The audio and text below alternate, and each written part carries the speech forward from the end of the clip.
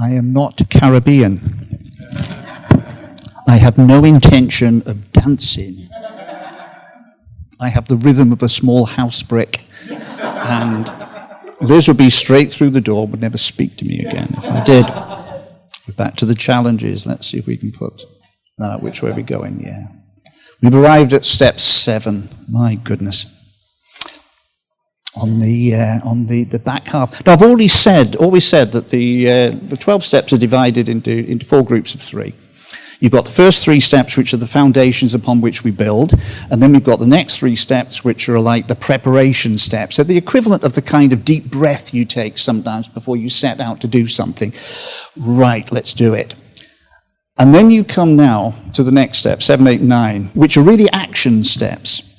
They're the kind of steps that are the core things of the journey.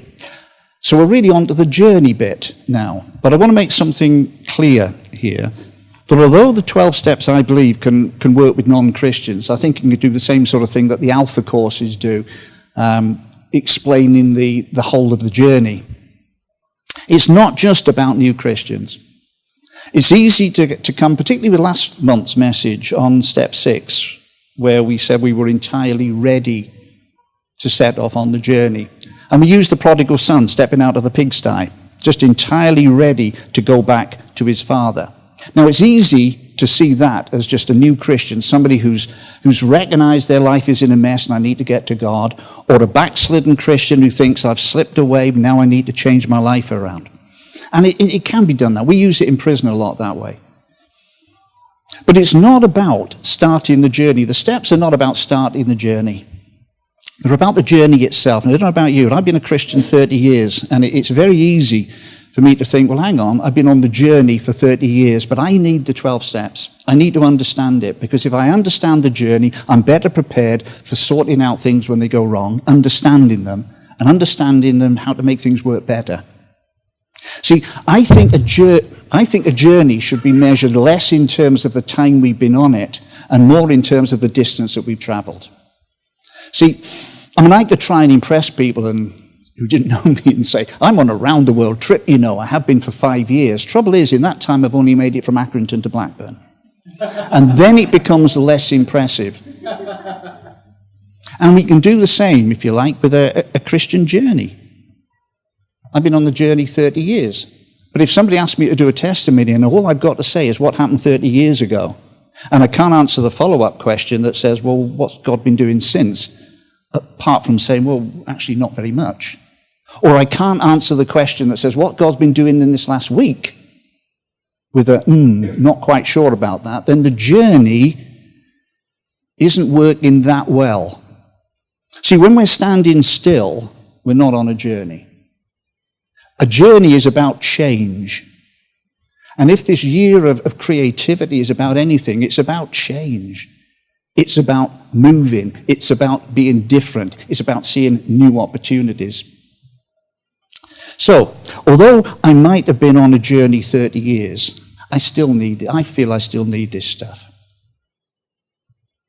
See, America was colonized by people on a journey, going from east to west, looking for something different, heading for the Pacific, heading for California, facing deserts and mountains and so on, looking for something better, moving on.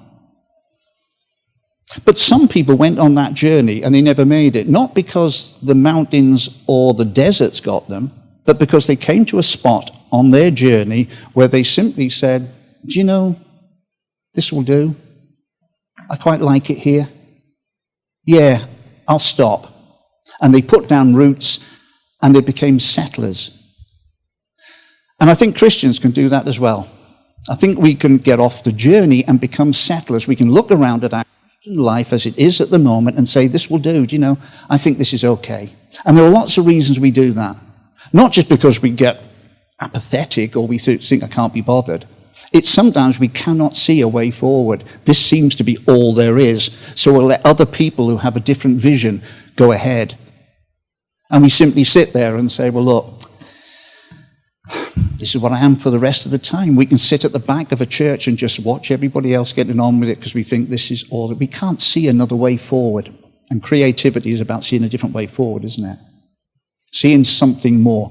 We get to that stage where we think that there is not a single person in this room that God would say, do you know, I've finished with you. Even if we think we can't see anything different. So when we come to step 6, and it said entirely ready to start the journey, we're not saying entirely ready to begin it. What we're saying really is we are entirely ready to continue it. We're entirely ready to restart it.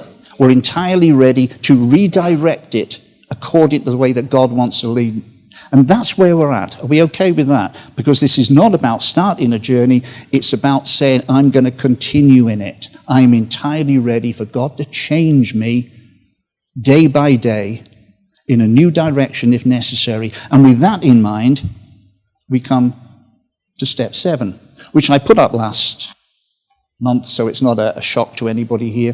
It simply says this. We humbly asked him to remove our shortcomings. So we've decided we're going to go on this journey. We want change. Now we go to God and say, well, in which case, change me.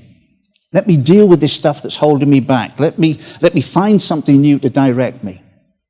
But of course, there's a key word in it. And that word is humbly. So if you like, our key word for this step would be humility. We go to God for change, but we go with the right attitude. And there lies a problem. And I'm sorry to go from all the Caribbean, let's sort of sing and praise, down to something that's a little bit more down to earth and more of a challenge and reality in that sense, that humility is a funny word for Christians. This idea of humility for people. See, there are lots of compliments that people could give you. People could come to you at the end of this and say, do you know, you're very bold, you're very confident, you're very kind, you're very generous. And all these compliments we might look at and say, yeah, okay, thank you very much. Adam, that thing's come on again, so I can see what I'm doing.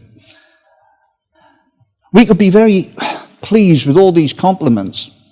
But if somebody came up to you at the end of this and said, you know what I really admire about you more than anything else is you're very humble, I'm not sure we'd be quite as excited about that one. In fact, we might stop and say, what exactly do you mean by that? Humble. Do you mean that I'm kind of beige? Do you mean that I am kind of nondescript? Do you mean that I'm the sort of person who sits to the side and lets all the dynamic people trample over them a bit like a doormat? Is that what you're telling me? We don't actually aspire to this idea of humility. Humility is not top of the list of the things that we look for. It's like when Jesus says the meek will inherit the earth. We say, yeah, I'd like to inherit the earth, but I don't want the meek bit, because meek doesn't sit well with me. Humility does not sit well with us, human beings. It's not engraved into our DNA. In fact, what's engraved into who we are is the very opposite. And that's pride. We are proud people. There's the old one-liner, isn't there? There's no I in team, but there is in pride, right at the center of it. And it's our big problem. It's the problem that we fight. It's right at the center of the word sin as well, that big fat I that sits at the center. Because that's our problem. It's all about us. That's what we fight with. Actually, the definition of humility in one dictionary says that having a low opinion of one's own importance.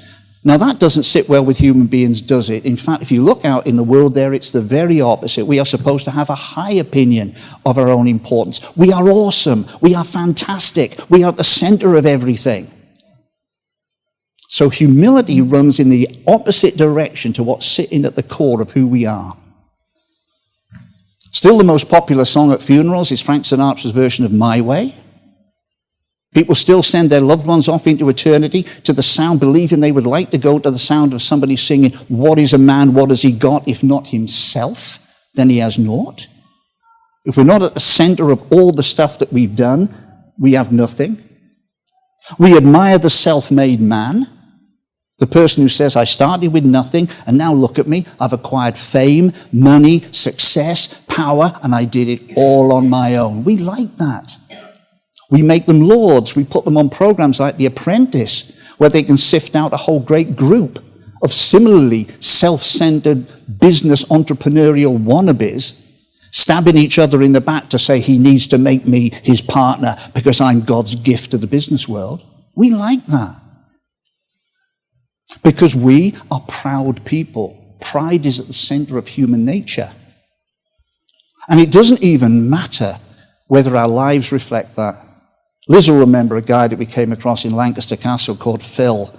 We were naive in those days, and he conned us. He conned us into believing he wanted to change his life, but what he really wanted was a roof over his head. So we let him come to our granny flat.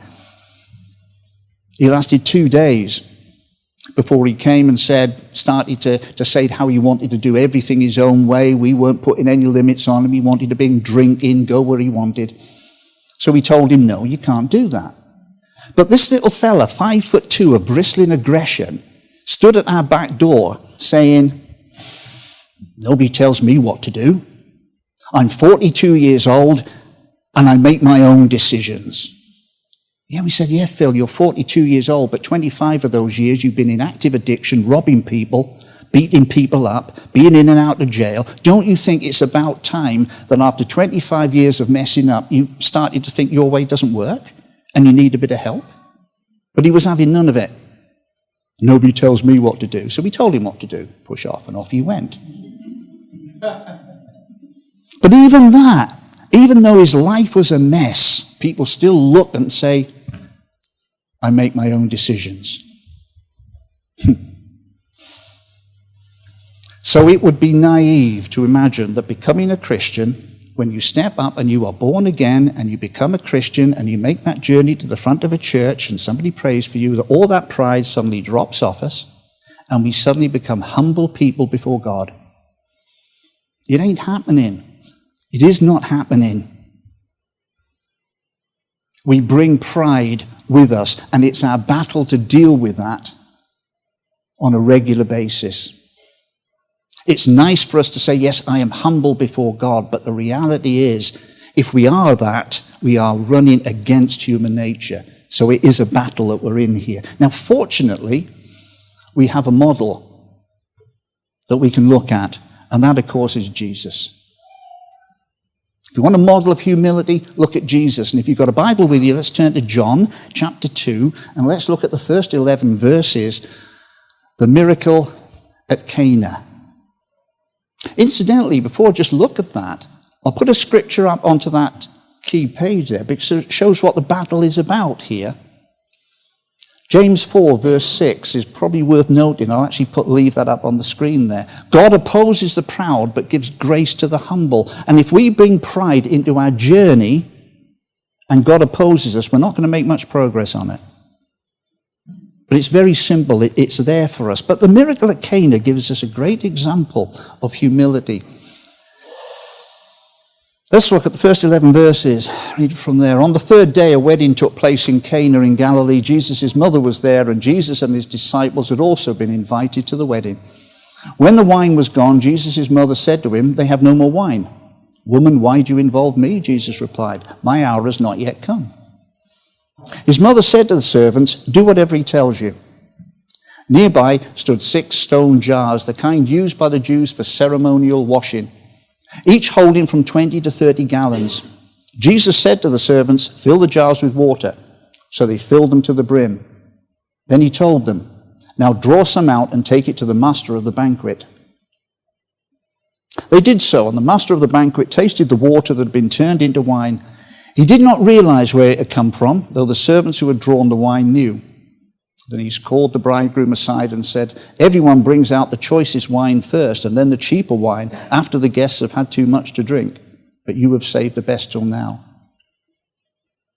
What Jesus did here in Cana of Galilee was the first of the signs through which he revealed his glory, and his disciples believed in him. It's a great miracle, that. It's the first miracle that Jesus is recorded as doing, and it's only in John's Gospel, and there's a reason for that. The 4 Gospels come at Jesus from different perspectives to give us a rounded picture of Jesus. Mark seems to be concerned about what Jesus did, so it's the action-packed Gospel. Matthew and Luke seem to be interested in what he said. So they're the Gospels that are full of teaching and parables and so on. And Matthew comes from a Jewish perspective and Luke from a Gentile one. But John comes from a totally different angle. He's interested in who Jesus was. This is the Word made flesh. This guy over here is God Almighty in human form. This is the Word made flesh. This is the creator of the universe. And so John puts into his narrative really those miracles that show that. Miracles that only God can do. And this is the first of them, the changing of one substance from something to something else. So here is a miracle that declares that Jesus is God. Now that's a big thing, isn't it? But look at the setting for it. See, our world says that big things deserve big stages. Big events deserve something massive, a lot of publicity. And may you imagine if John Lennon and George Harrison were still alive and it was announced that the Beatles were to reform in a reunion concert, can you imagine the fuss that would create? Can you imagine people scrapping around for a venue for that one? The O2, Wembley Stadium, big fanfare of publicity. What would be big enough for that? And it would have to be done in a way that could beam it around to billions of people around the globe because it's such a big event. But in comparison with the fact that here is God on earth in human form creating a miracle, it's nothing. It's nothing. Yet look at the venue. Cana. Where's Cana? Nobody knows. It's a little nondescript northern town that nobody's quite sure of the locality of it. Not a big city.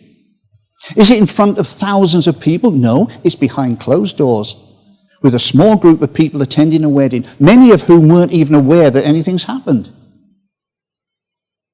Big blaze of publicity? No, it just happens in the natural course of things. There's a need, Jesus meets it.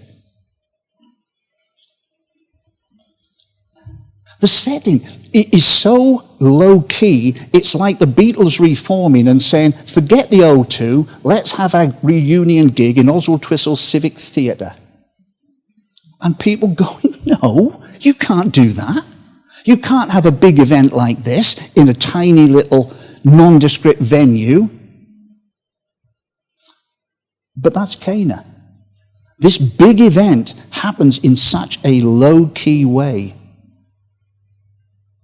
And the crowning glory, of course, is that Jesus allows somebody else to take the credit for it. Can you imagine us doing that? It's the bridegroom who the master of the banquet goes to and says, wow, you've saved the best till last. Some kind of picturing this guy drinking this wine and thinking, yeah, that's good, isn't it? Did we do that? Hey, well done us. Brilliant, guys. Well done, the caterers. Hey, yeah, we do stuff like that, no, because we're really cool. And Jesus doesn't stand up at the other side of the room and say, excuse me, no, he doesn't. No, he doesn't. I did it. He didn't do it. Go on, these servants know. Tell him. Jesus isn't bothered. We, on the other hand, have to put out there every single thing that we do in a blaze of publicity. I mean, schools can't even get half a dozen kids to pick up litter at an old folks' home without getting the press involved. This is us picking up a crisp packet. Oh, put it in the papers.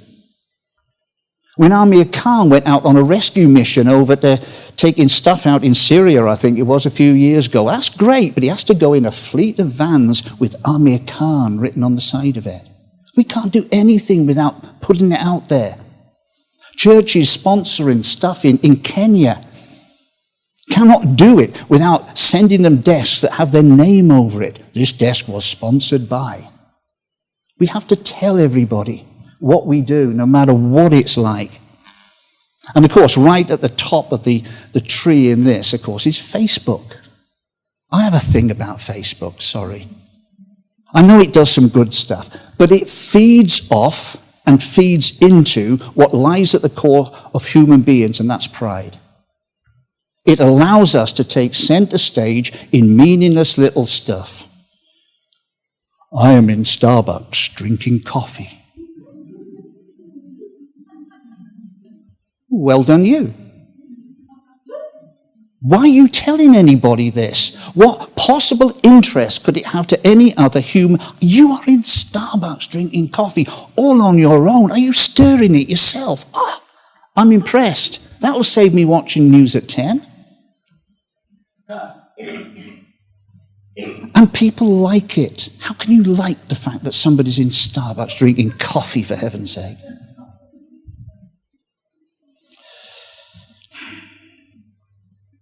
Or one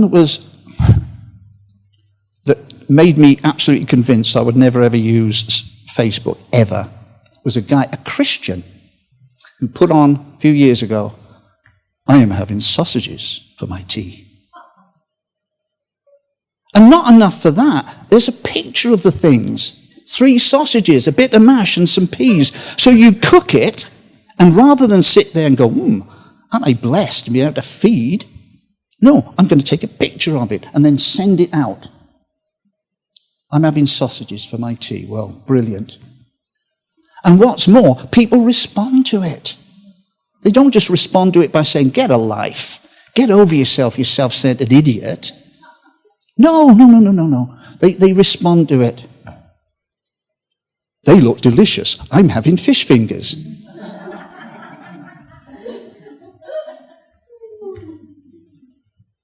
Or somebody who types in, are they pork or beef?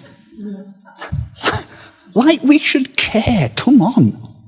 Or the one who sat there presumably scratching their Christian head thinking, what do I put in order to, and they actually typed, yum yum. Now, if you're down to the level of typing yum yum to enable this idiot to think he's so important that he's going to tell everybody he's having sausages for his tea, then you're doing something that's, I know, not quite got it for me anyway. Pride. But it's feeding on that thing that says we are important. So important that this sort of stuff gets out there and it matters. See, we're very keen on the armour of God. It's a great section, Ephesians 6. We like that. Put on the full armour of God. And that's great. If we wouldn't spend so much time polishing it. Hey, look at my breastplate of righteousness. Don't I look good in it? Let me polish it. Doesn't it glint in the sun? Let me tell you how much time I spend reading the Bible. Let me quote you this, quote you that. Don't I look brilliant in my breath? You wouldn't catch me watching soap operas, you know. I've heard people preach that from the stage. That somehow anybody who watches a soap opera is somehow satanically attacked. You wouldn't find me doing that. I'm wearing my breastplate of righteousness. Strutting around in it. We use it as a kind of offensive weapon to point the finger at other people who don't seem to match up to us. And the helmet of salvation. Tilt that at a slight jaunty angle so we look cool in it. Hey, look at me. Like these people who wear their baseball hats the wrong way round. What's that about? If you don't know which way your head faces, you're in trouble, aren't you? But we do it. Let's put a nice little jaunty angle. Oh, take a picture of it. I'll take a selfie and see how many likes I get. And of course, the sword of the Spirit, we do tricks with that. We flick it around and we do all sorts of shabba-dabba-doo over stuff. You know, I can do tricks with my sword.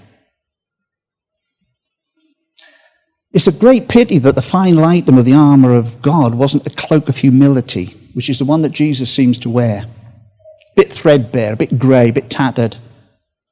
Now, if we wore that over the top of the armour of God, we'd be protected, but we wouldn't quite look as flashy. It would stop this pride stuff coming into some people who strut around and think, hey, look at me. It's a problem. What I'm saying, I guess, what step 7 is saying, it's not quite as simple as we think. I become a Christian, therefore I'm humble. There's a battle to fight. And Christians have another battle to fight because sometimes, in order to avoid being proud, we swing right to the other extreme and adopt something called false humility. You ever done that one? I've done that one a lot. Oh, it's not about me because I'm a miserable worm. I can't do anything. It's all about him. Now, okay, that's right, but no, it is about us. The whole journey is about us and God. God gets the glory, God leads, God anoints, we know all that sort of stuff, but of course it's about us. Somebody's got to stand here and do this. Somebody's got to stand here and preach. You're not going to be coming at the end of this and saying, it wasn't about me. Yes, it was. If I don't preach, nobody's standing here. And that's our journey. We have to do it. But sometimes Christians flip between pride, hey, look at what I'm doing, and false humility, which says I'm a miserable wretch. I'm a sinner. Yes. I'm a miserable wretch. Yeah. I can't do anything. No. And then we just wallow in self-pity. It's a balancing act that we need to do. So, how do we do this balancing act between pride and false humility? How do we negotiate this little narrow path so that we get it right? Well, that picture's quite a useful one. Have you ever seen people do a high wire act? Or these people who balance on tight ropes between skyscrapers in New York or across Niagara Falls? Ever seen people doing that? Well, they're on a narrow journey, on a steel pole that's a few inches across, and it has a tendency, no matter how tightly it's strung, to rotate slightly, and that can throw you off one direction or the other. And for people on a high wire, it doesn't matter where you fall off to the left or the right, it's still going to hurt. And if we're on a narrow journey, balancing between pride and false humility, it doesn't matter which side we fall off on, it's still going to cause us problems. We need to stay on this wire. We need to stay on this narrow journey. But if you think about it, when people step out between high-rise buildings on tight ropes, they carry something. They carry a pole. Now, I thought that this pole would probably have a flash technical name, but apparently they just call it a balancing pole. So that will do for me. They go out on this wire with a balancing pole. And that balancing pole is not just a little garden cane, that sort of thing. It's a big thing. It's 30 feet long, some of these.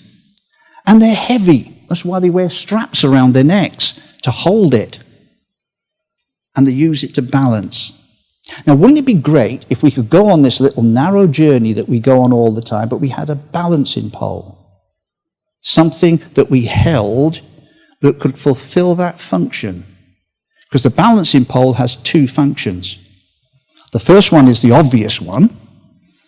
When we find ourselves slipping to one side, we can tilt it the other way. Same principle as kids walking on walls with their hands out.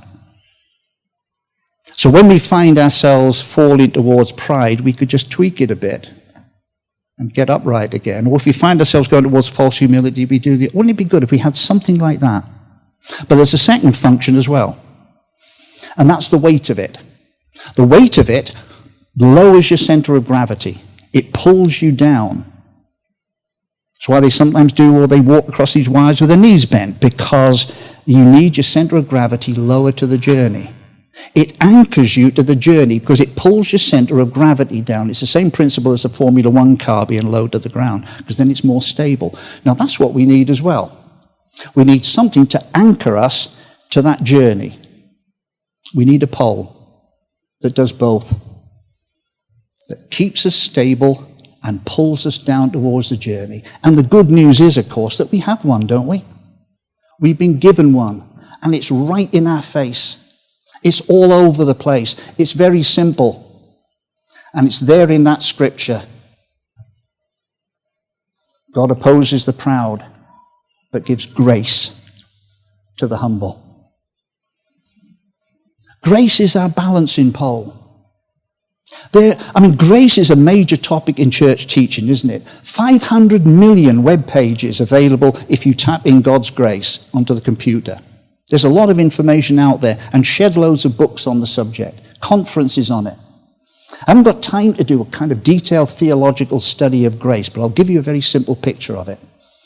If you want to understand grace, just go back to the miracle at Cana and look at it from the bridegroom's perspective. Here is a guy who'd made a mistake. He hasn't ordered enough wine, and his day is about to go spectacularly pear-shaped. It's a big thing in those days to mess up in that way. You had a moral responsibility to your guests. You also had a legal responsibility. They could sue you. So whatever happens, this guy's mistake, and he's not even aware of it yet, is going to cause him huge problems. But Jesus steps in and sorts it out. Even though he didn't ask for it, even he doesn't know about it, Jesus sorts it out. Jesus gives him grace. Now, if the guy is aware of it, as we are, that he's just been given grace, there is no point in him sipping that wine when the master of the banquet gives it to him and say, wow, didn't we do well? Because the answer is no, you didn't. There's no point in being proud about it. What have you got to be proud about? You messed up. Jesus sorted it out. So what have you got to be proud about? But equally, there's no point in becoming, I'm a miserable worm. There's no point in telling everybody when he realized that Jesus had done it, oh, well, pour it away then because I deserve to suffer. No, it's been done for you. So hold it, grasp it, drink it, celebrate it. No point in being proud. No point in rejecting it because you think you're a miserable worm. And it's the same with grace. You've been given it. Don't be proud about it. Hey, look at me. I deserve it. No, you don't. But also, don't be a miserable worm and say, I refuse it because I'm not worthy. No, you don't. Just hold it. You've been given it. And be thankful for that. But it can also anchor you to the journey. And how does it do that? Simply because it is what it is. The title of this message, if you want one, is Grace Just Is. One thing we have a problem with is trying to work the whole thing out. It's almost like we stand there on our little tightrope, holding this grace, and then we kind of look at it and say, well, how does it work then? And we analyze it instead of accepting it. I mean, you imagine if there'd been another wedding the week after in Cana where the same thing had happened.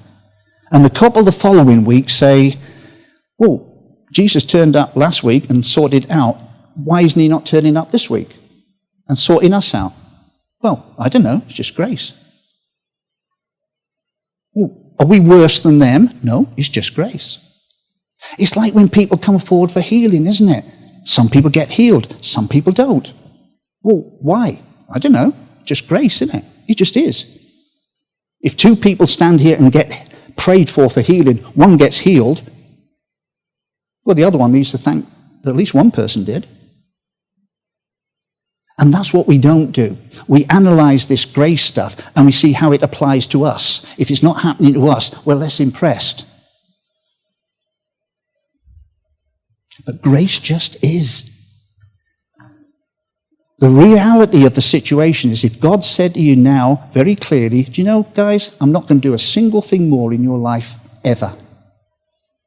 We still have been given more than we deserve because Jesus went to the cross. The beauty of it is that God doesn't say that, and he blesses you every single day of your life. He blessed you from the minute you took your first breath this morning because he didn't have to give you that. And he's blessed you to allow you to come in here. We've heard it prayed by Alfred earlier, really. He's blessed you with everything that we could have. He didn't have to do that. So how could we ever stand here and say, well, I didn't get healed? Why is that? Why should I analyze this grace? I'm already given more than I deserve. And the fact that somebody else gets blessed, I should celebrate, shouldn't I?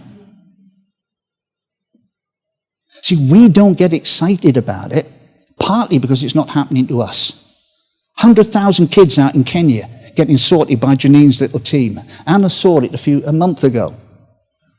Now that should excite us. We should be crawling off the roof with that. 100,000 kids, but we don't because it's not happening necessarily to us. If Janine comes into this church and preaches, we should all be here flogged just to be alongside somebody to tell us how God is blessing them. Because when other people are blessed, that should bless us. God has given us so much, so many blessings. But the trouble is, when we try to analyze grace, but I don't understand why that didn't happen, instead of simply saying, I'm holding it and I'm taking the next step on the journey. Just grateful for what I've got in my hands, God's grace. There are churches in America, and we know one locally, that actually did this 90-day tithing challenge. You know, where they said, you start tithing, give us 10% of your money, and if after 90 days God hasn't blessed you, we'll give you your money back. You know, money, not only is that insulting, treating God like a product, but it's missing the point, isn't it? You mean, if you could go 90 days as a Christian and ever say, God has not blessed me in those 90 days, what are you doing? What journey are you on then? God will bless you in the last 90 minutes. He has, hasn't he? God will bless you in the next 90 seconds because you'll be taking a breath. But it's missing the point because it's coming at grace in the way that we do, humans do, not God. Just coming at grace, what is it about? How can it affect me? In fact, that sort of attitude is not coming through humility, it's coming through pride. And that's why it's wrong. See, that's what step 7 is about, really. The right attitude. Grace. Grasp it. Don't try and understand it. Don't think you deserve it. Don't try to work out why you do or you don't, because neither matters. You've just got it. And so take the next step down the journey, holding it, balancing it, letting it anchor you to that journey. Does that make sense to you guys? It's really important. The right attitude. Don't kid ourselves just because we're Christians, we've always got the right attitude. We need to work at it. And that really effectively is step 7. But there's one kind of epilogue I just want to tag on to the end of it. It's not really directly part of that, but I think it's involved in it. When we go to God to remove our shortcomings, how do we actually do that? We're always saying things like give it to God, but how do we actually do that stuff? Well, if we want some way of understanding that, consider a guy I spoke about in step 4, a guy called Levi, tax collector in Capernaum that Jesus came across. And when Jesus went to this tax collector, Levi, who had a lot of shortcomings, he was greedy, he was ruthless, he was self-centered, he had the lot. Jesus didn't tell him, go away and get yourself sorted before you follow me. He didn't pray with him and get rid of some of his shortcomings there and then. Levi just followed him out of Capernaum. So the Levi that went behind Jesus on the way out of Capernaum was a guy who was full of shortcomings, defects, problems, issues, and so on. So where did Levi get them dealt with? Because we know he did, because Jesus renames him Matthew. And he follows Jesus as a disciple. And he writes Matthew's gospel. And he's martyred for his faith. So we know that somewhere on that journey, Levi, becoming Matthew, his defects got dealt with. So how did he get them dealt with? Here's my guess. Firstly, Jesus might have said to him, go and get them prayed about. Pray with Peter. Peter's on the journey. He's a bit further ahead than you. Go and pray with each other. That's good. We had it this morning. Go and pray with them. You've got defects. You've got shortcomings. You've got things you need to deal with. Well, deal with them then. Get them prayed for. Do we do enough of that? Do we come to church with that expectation that, hang on, if I've got something I need to deal with, I'm going to get it dealt with. It's a great place to deal with it. Or perhaps Jesus said to them, I tell you what, get into little groups of 4, 3 groups of 4, and talk about it. Counsel each other. That's a good way as well, isn't it? Talk about it. That was step 5. Talk about it. Bring it out into the open. And then pray about it. Go to a group. Go to a hub. Get involved with people. Talk about it. There will be people sitting here in this room who have the answer to your situation if you've got one in your life. And the only reason they're not giving you that solution, that answer, that scripture, whatever it is they don't know you've got it because you've never told them. Get together, talk about it. Perhaps Jesus said that to him. Chat about it. Or perhaps he said, go and get some good teaching, India. That's a good one. Go and get some good teaching. Don't skip out on church. Don't skip out on Bible study. Go to conferences where there's good teaching. We know that Matthew went to a conference called the Sermon on the Mount. Gets Jesus' teaching directly into him. We know that he got good teaching. And that's another one, isn't it? Go and get prayed for. Go and talk about this stuff. Get teaching into you. But you know, I think there's one way that Matthew also got rid of some of these defects that he carried. And that was when he and the other disciples were confronted with a problem they couldn't see a solution to. And that solution was 5,000 plus people to feed and no food. And Matthew looked at that along with the other guys and looked at it through his old thinking and said, you know, this is impossible. We can't do this. There's no food. And the only solution I can think of, Jesus, is send them. We haven't got anything. We can't sort this problem out. It's impossible. And Matthew was standing there when Jesus said, no, I think there's a different way. What have we actually got? Well, we've got a kid with a fish lunch. Well, let me have that. Now I'm going to divide it into these baskets. Now you, Matthew, take it out there and start feeding them. And every time Matthew reached into that basket, more bread, more fish, more bread, more fish. Until at the end of it, he's picking up a whole basket full of leftovers. And you know, I think by the time that Matthew went back with that basket and put it down at Jesus' feet, do you know, I think some of the shortcomings, the uncertainty, the doubts had dropped off him, and he thought, yeah, okay, I get it.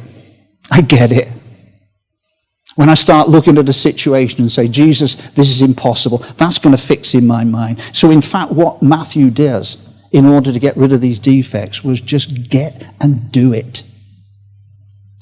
Pray about it? Yeah. Talk about it? Yeah. Study it? Yeah. But do it. When he participated in what Jesus was doing, then he learned a lot. Putting it into action. And I think that's also at the core of what we need to be thinking of in this next year, don't we? Yeah, study it. Yeah, pray about it. Yeah, bond together. But let's do it. Let's get on the journey and do it. Put it into practice. Nothing will make you feel the power of healing prayer when you pray for somebody you've seen them healed. Do it. And that's it. I can leave it there and throw it back open to Alfred. How you respond, we've already had that. If you respond, stop and have a chat afterwards. But that is step 7, folks. The right attitude, grace, humility, the battle against pride, and dealing with our stuff on the journey. Okay, well, we'll see you again on step 8, which I think is going to be a week later, isn't it? Because we're on holiday on that last Thursday. So step 8 will come into the start of September. But God bless you, folks. I hope you are blessed by that. We've had a blessed morning. Thank you so much. Yeah.